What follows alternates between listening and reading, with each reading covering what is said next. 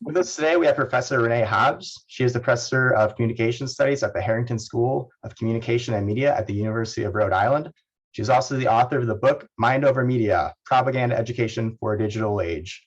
Professor Hobbs, thank you for joining us today. Happy to be here. Much of your academic work focuses on media literacy, and I was just curious how that led you into the study of propaganda and social media. So I've always been interested in propaganda ever since I had the great good fortune to meet Edward Bernays when I was a young assistant professor. Had that chance to have dinner with him, and the experience of getting to meet him and hearing him talk about his own work provided me with a different perspective on the story of Bernays' role in the early part of the 20th century, and made me really rethink some of the received wisdom that had been circulating in the academic communities about his work at that time. But it wasn't until 2007 that I really dug into the topic of propaganda. The United States Holocaust Memorial Museum was developing an exhibit called The State of Deception, which is about the history of Nazi propaganda. And they reached out to me to ask about how to connect the past to the present, how to reconcile the history of Nazi propaganda with the contemporary propaganda all around us. They had come to the conclusion that the takeaway message that they wanted museum goers to have is increased vigilance and awareness about the role of contemporary propaganda in people's lives. And so for a period of about 4 years, I worked with the museum to help them develop the connection between historical propaganda and contemporary propaganda. And that work really led to the writing of the book. But in your book, you talk a lot about the attention economy. I was just wondering if you can explain to me what that is and how that kind of propagates propaganda in social media. Yeah, the attention economy is a concept I think really best explained by Timothy Wu in his wonderful book, The Attention Merchants, which is really a book about the history of advertising supported media. So the idea that your attention is a commodity is actually the kind of business model for mass media industries. This is a concept developed by Dallas Smythe in the 1980s, right? He was a Canadian political economist, and he basically observed that even when you are at leisure, your attention is in a capitalist economy. Even when you are at leisure watching TV, your attention is monetized, right? It's sold to advertisers, right? Because the price you pay for watching TV is sitting through the ads. And in a platform economy, it's that on steroids, right? Because not only are you going to see the personalized search ads at the top of your Google search engine when you go to search for information, and the banner ads and all the other skillful forms of ads that roll before you watch a YouTube video. But every click and every keystroke that you make on your computer is turned into data that becomes a way to track your behavior, predict your behavior, and control your behavior. And that's another way in which the attention economy works. Shoshana Zuboff has called that surveillance capitalism. And so understanding the core business model of mass media industries now really requires an understanding of how human attention is commodified, turned into a product. And in a way, it also signals to us that the thing that we most need to learn to manage and control is our own attention. So media literacy educators often talk about how learning to decide what's worth paying attention to is a vital skill for learners of all ages. Is there any specific tool that you think students should develop, like any most important tool that they should develop in order to detect propaganda in social media? What do you mean by tool? Like techniques, like questions to ask themselves, so that will help them recognize propaganda being used. Well, that is a very interesting question because perhaps the oldest of the tools available to educators was created by the Institute for Propaganda Analysis back in the 1930s.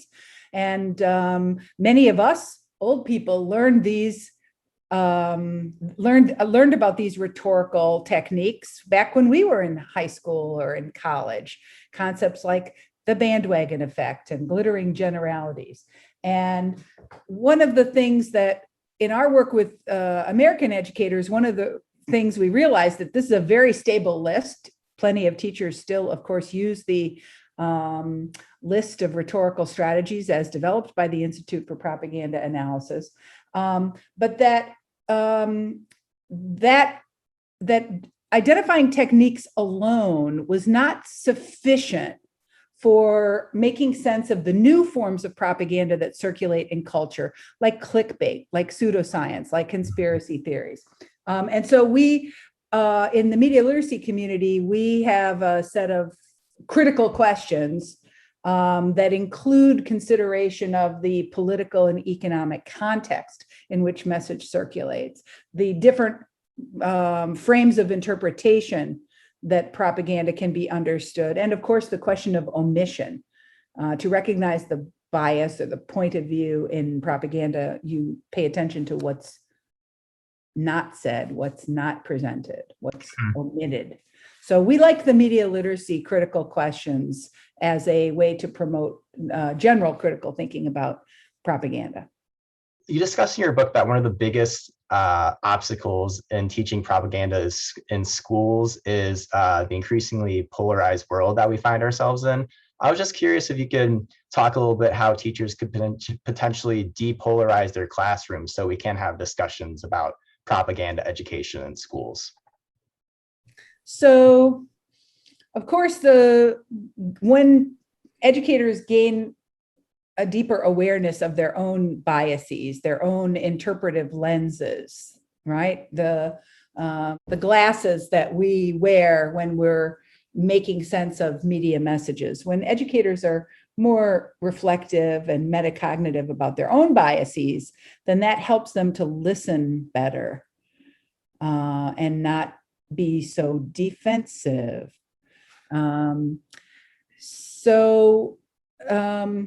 That's partly why media literacy educators think about their instructional practices in relation to empathy.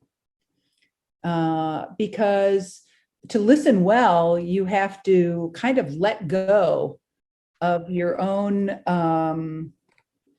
emotional baggage, your own preconceptions. Sometimes you even have to decenter yourself from your worldview.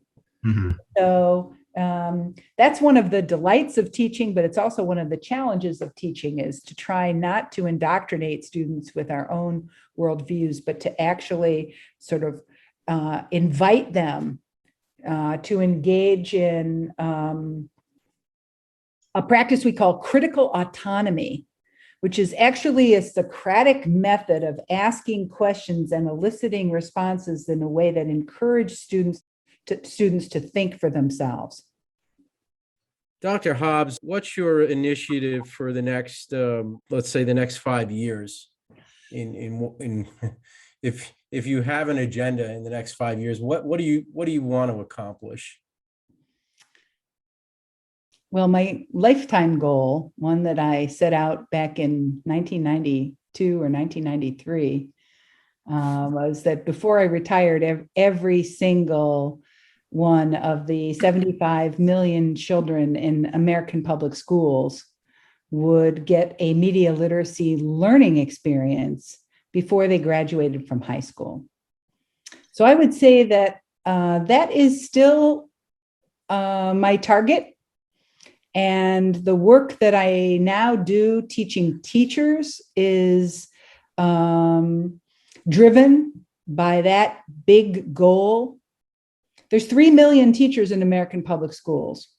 And we know that a growing number of them absolutely see why media literacy is an important life skill for living in a media-saturated society and for the future of self-governing democracies.